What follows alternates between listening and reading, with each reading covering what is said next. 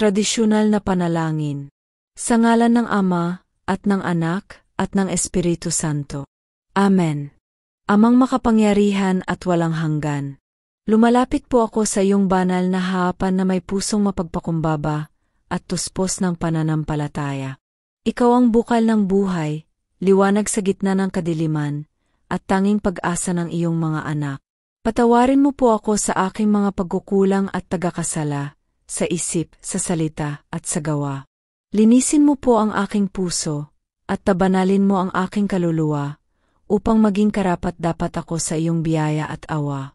Ipinagkakatiwala ko po sa iyo ang aking buong sarili, ang aking mga hangarin, suliranin, at panga.